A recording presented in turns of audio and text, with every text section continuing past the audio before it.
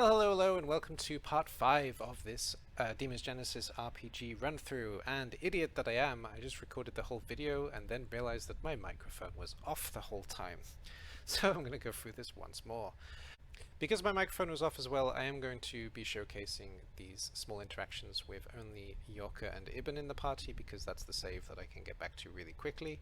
Though of course, when you have Samael in your party, Samael will be following you as well. In terms of the talking interactions, there's no difference. There's barely any difference between the two, but by the time we get to the differences, actually I'll already have Samael back in the party, so it won't be a huge deal.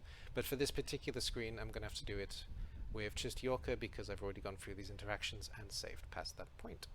So we're going to have a look at 3 maps in this video. The map that is the front gate, the one that we're on now, the forward logistics tent, and also outside Eden's front gates. So first of all, let's have a look at these small interactions you can have. There are 3 small interactions.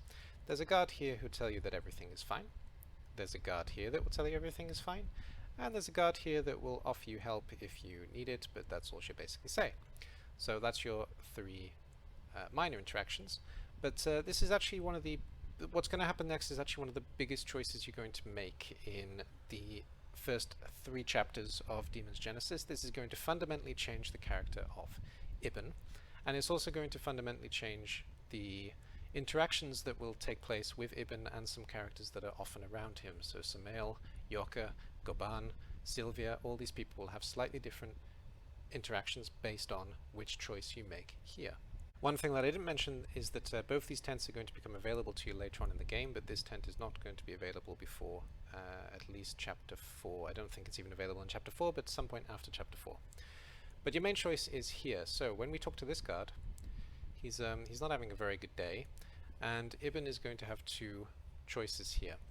They seem pretty innocuous, but the first choice will give you a much softer Ibn in general, and he will actually be a better mentor as a softer Ibn to some characters who need mentoring, but he'll have slightly less respect from some of the characters that require more discipline in their roles. And your second option, which is the canonic option for Ibn, I'm not saying that that should affect you in any way, but it is the way Ibn actually is, where he does the hard-ass route.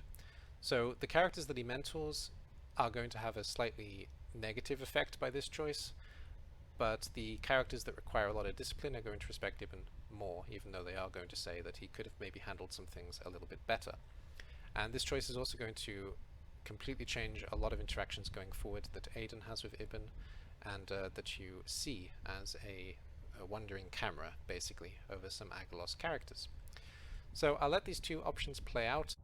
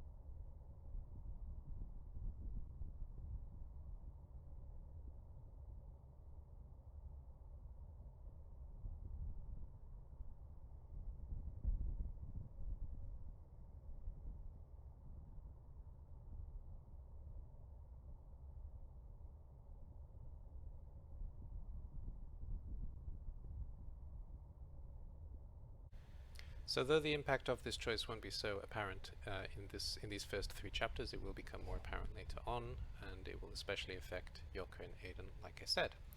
When this guard is out of the way, though, you can actually make your way into the forward logistics tent, and there's a short little scene in here.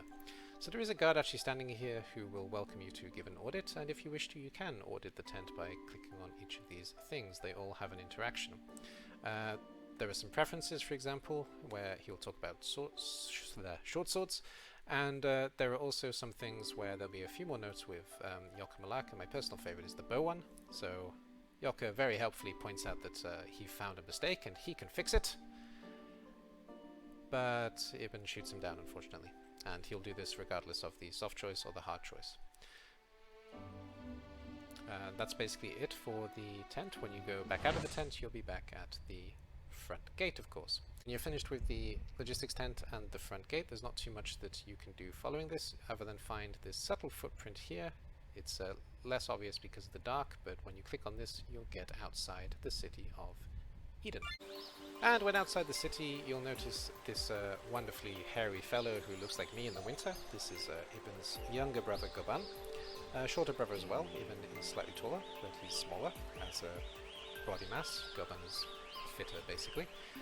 There's one little interaction here that if you try to go back to the city, if you have Samael in your party, he will stop you. And if you don't have Samael in your party, then Yoka will stop you.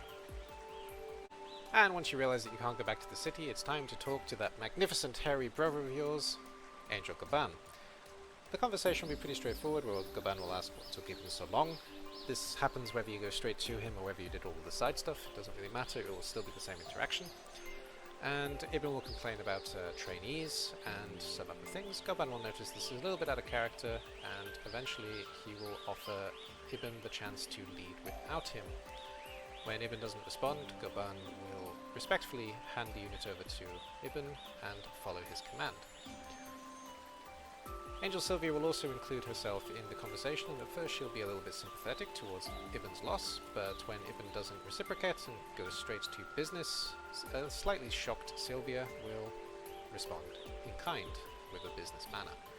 When this conversation is finished, then you'll have 4 members in your party if you did not pick up Samael, and 5 members in your party if you did pick up Samael. Regardless whether you picked up 4 or 5, you will get this short tutorial when it says when you have 5 party members you can switch members in and out via the menu. And as we have 5 members here, let's have a look back quickly. You can see that we have the 4 guys as the generic team choice, but if for example you did want to bring Sylvia in, which is not a bad idea because she does make the party a bit stronger, you can take the meta team, which is a hybrid Ibn Hart, a strong scout Sylvia with the ability to heal, and 2 attackers. So Samael, who is slightly stronger, Goban, who has slightly more health, so Goban is a good taunt choice, Samael is a good kill everything choice, and together in general they do quite a lot of damage and they can protect your party. But if you want to as well, you can even knock out Goban, for example, and bring Yoka back and have 2 scouts. Obviously if you didn't pick up Samael, you will only have the 4 members of the team chosen for you, and it will look something like this. Regardless of whether you have 4 or 5 members, I would highly recommend that you train all 5 or all 4 in the party as equally as possible as you go through the forest, as we're going to get to battle soon. There's only one more interaction here, and it doesn't change anything in the game, but it does give you a little bit of history, because regardless of what you do here, this tower will be repaired when you come back to it in the future. But if you want to see the history and where the decision was made to repair this tower, you can click on it here. The 3 angels will talk about repairing it and why, and then that will be done. And if you do happen to click on it a second time, Ibn will quite sarcastically say, yep, it's still broken. And that's basically it for this map. So next time we'll finally get onto the battle system with more details. We'll look at some of the monsters, we'll look at some maybe more advanced tactics, because we've gone through the basics, but we'll cover the basics again probably just to make sure they absolutely stick in your head. And we'll have a look at everything that goes on in the forest, basically, including what you can pick up and what to avoid, if anything, and obviously the options there as well.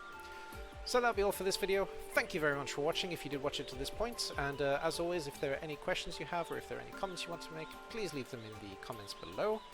I will get back to you as soon as I can, as soon as I have the opportunity. That'll be all for this one though. I'll leave you here. Bye bye for now.